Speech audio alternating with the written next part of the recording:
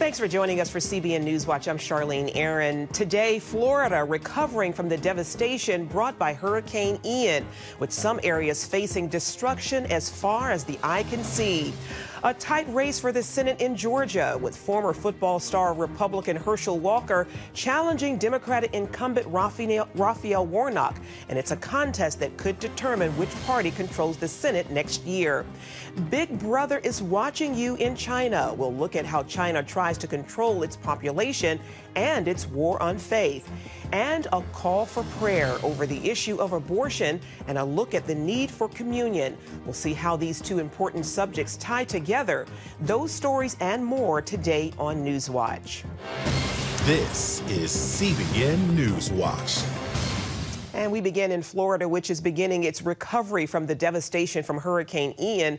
Parts of the state's southwest coast experienced destruction stretching as far as the eye can see. The storm now taking aim at South Carolina, making its second landfall as still a dangerous Category 1 hurricane. We have two reports beginning with Caitlin Burke. The National Hurricane Center warning people that Ian is still a dangerous storm.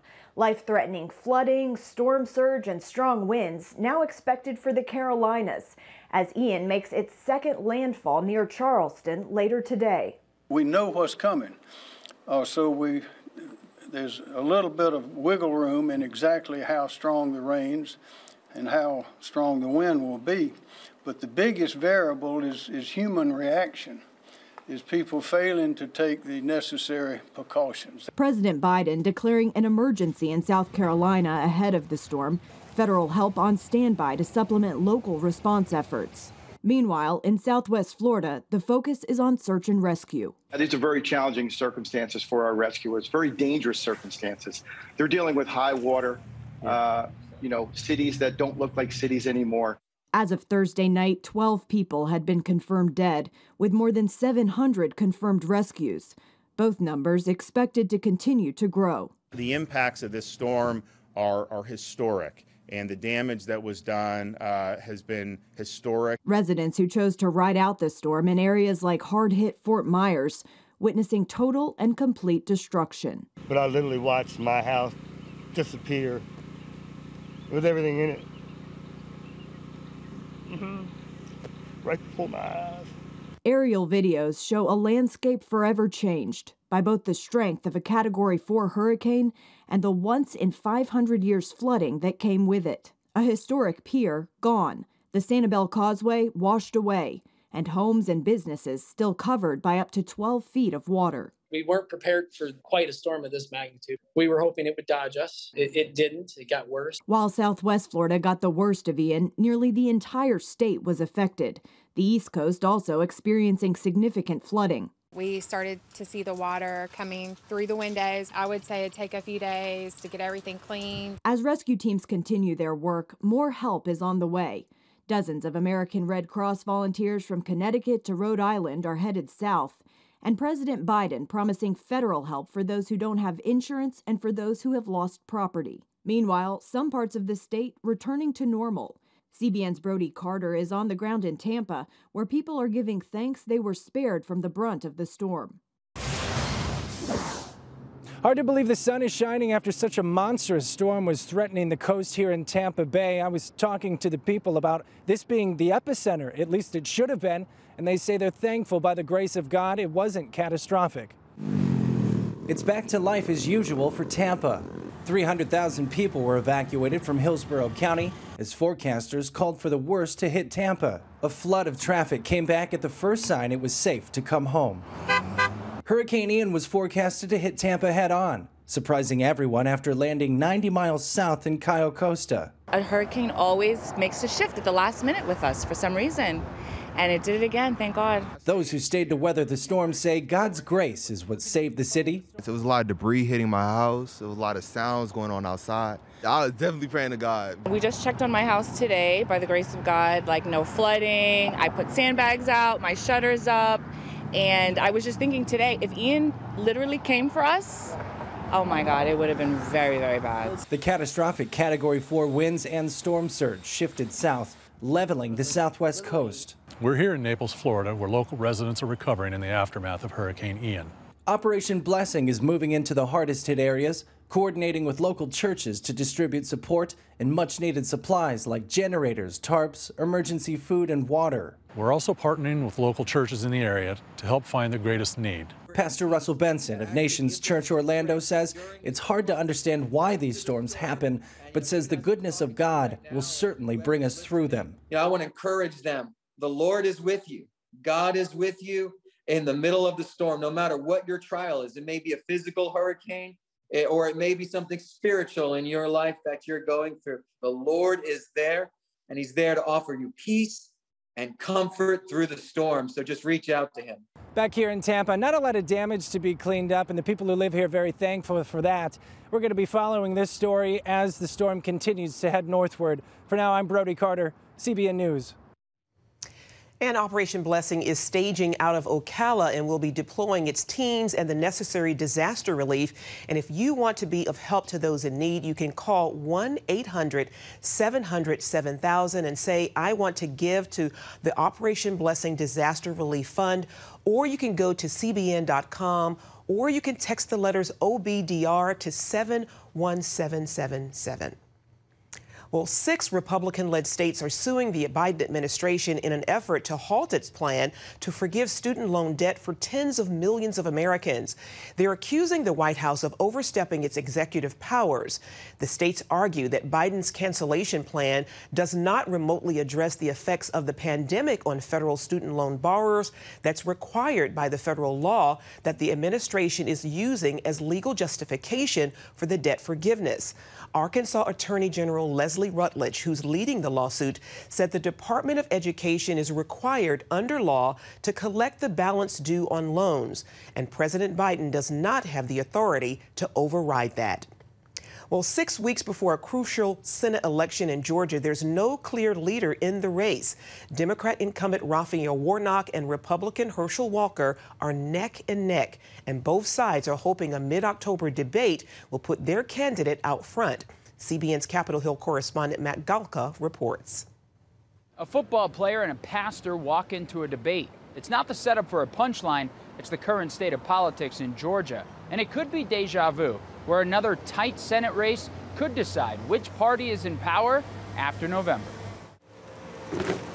A good old-fashioned Southern fish fry also serves as one of the Peach State's premier political events. They brought this economy on us, they brought this inflation on us, and we know that. Football star turned candidate Herschel Walker wants to be the state's next senator. Using top issues like the economy and crime rate, he's drawing a contrast between himself and Senator Raphael Warnock, who also serves as a pastor in Atlanta. I got into this Senate race not because I'm a senator, because I'm not. I'm not a senator, I'm not a politician, I don't look like one, don't sound like one, don't act like one.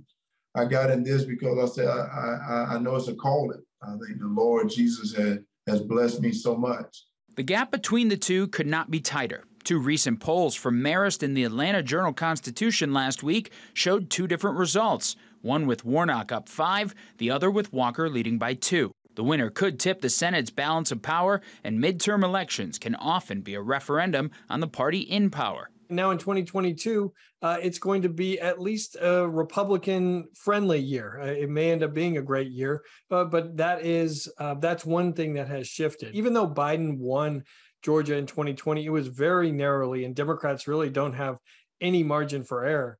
Georgia Republicans are rallying around the political newcomer. Senator Warnock was polling at 45% $30 million ago, and Senator Warnock's polling at 45% today. So as much money as they've spent promoting Senator Warnock and attacking Herschel Walker, Senator Warnock is still polling at 45%. That's a dangerous place for an incumbent to be. I'm a Florida Gator. So you talk about a hard deal here, but that's how strongly I feel about Herschel Walker and his policies. I agree with so much of what he says. But Senate Minority Leader Mitch McConnell tempered expectations for taking back the chamber earlier this year when he talked about candidate quality being a factor in winning races. Do you think he was talking about you? Oh, I know he wasn't talking about me, but that's one of the things I told people is that, I'm not running for the Senate seat because of the people in Washington. I'm running for the Senate seat because of the people in Georgia. That's who I represent.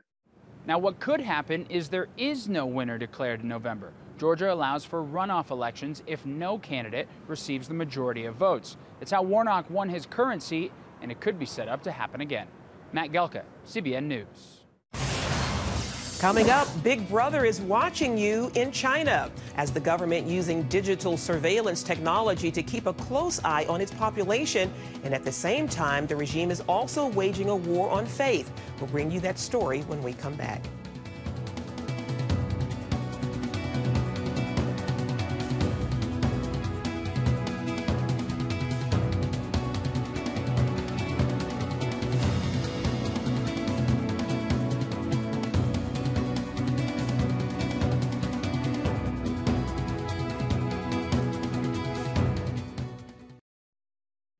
The government of China is closely monitoring its population, and it knows that religious belief is the biggest threat to its grip on power. So Beijing has stepped up its campaign of repression in its war on faith.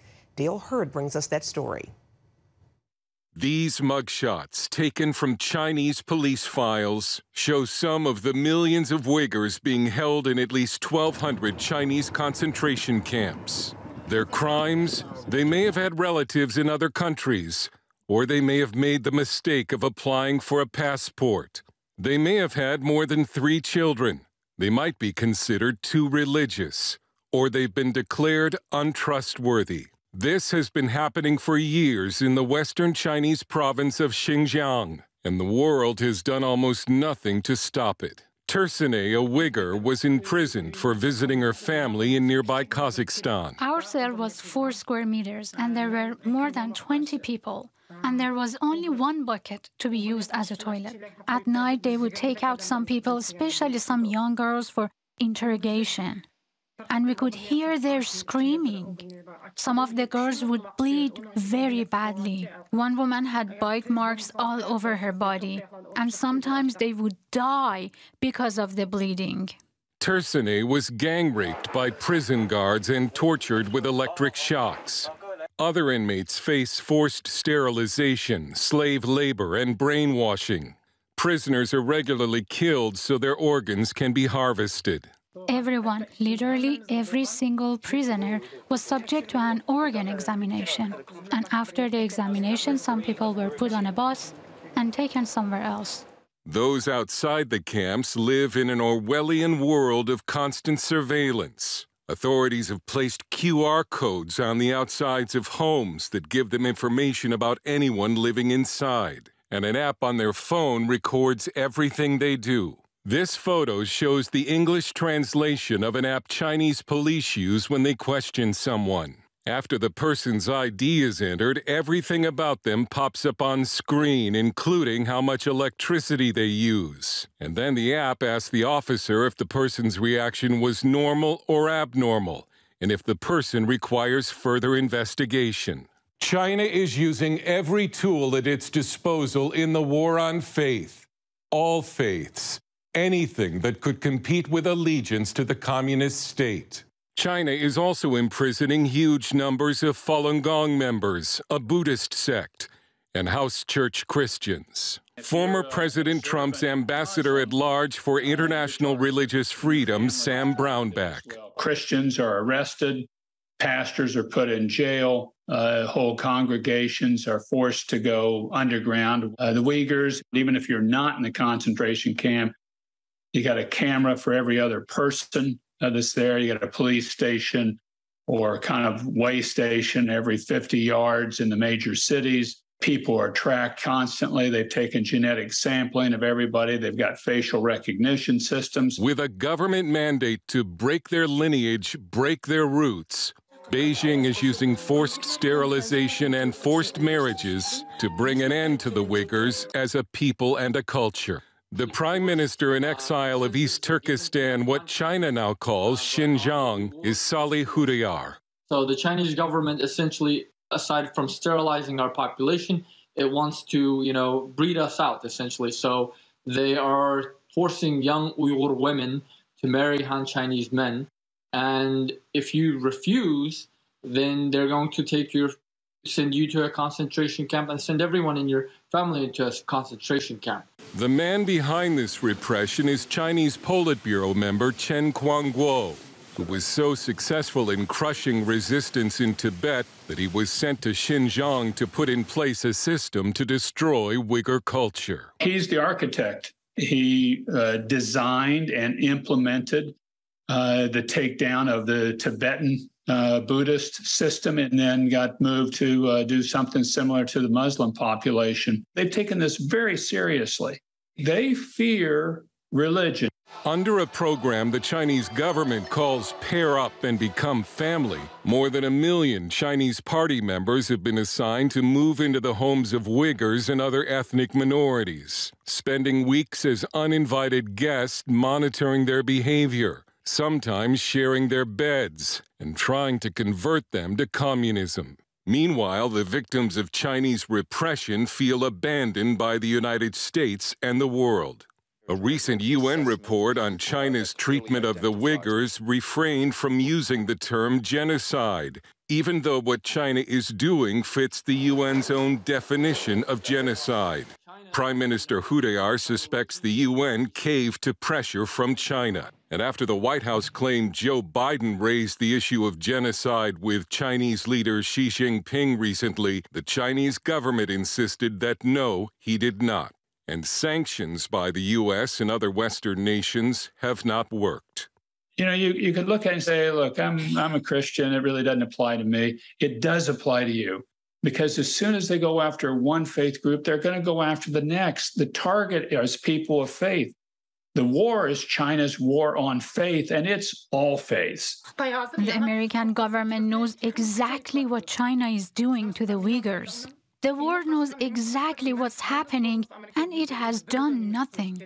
Dale Hurd, CBN News. Still ahead, a call to prayer over the issue of abortion and the need for communion. We'll see how these two important subjects tie together right after this.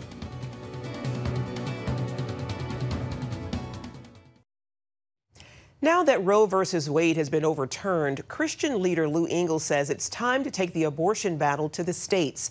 He's calling believers to Colorado on October 8th for Communion Colorado. Wendy Griffith brings us that story.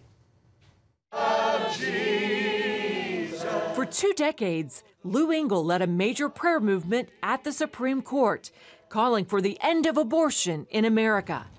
In June, those prayers were answered. We wept for days, believing, we had believed very strongly that God would shift the Supreme Court. So when we heard it, it's like I've heard great leaders say, it's the greatest miracle we've ever seen. We've just seen a parting of the Red Sea. And Engle adds, the abortion battle is not over, as focus has now moved to the states. Right now, I live in Colorado. It's the first state that legalized abortion in 1967.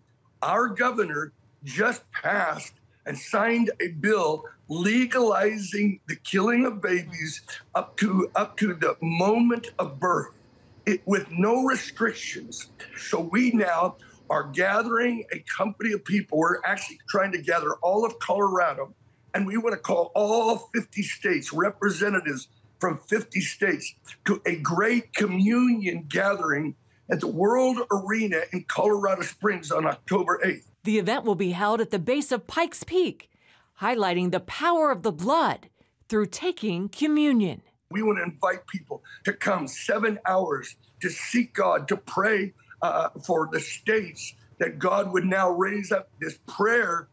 Jesus, I plead your blood over my sins and the sins of my state. God, end abortion and send revival to Colorado. We're calling it the Great Communion Revival. Lou, talk a little bit about the importance of taking communion. What is it about communion that the Lord is highlighting right now? Wherever I go, it's amazing. People are taking communion every day. It is the way we touch his body and his blood. I'm not calling it literal body and blood, but there is an impartation of his life, that we are getting reports of healing taking place in taking communion. Mental challenges being healed.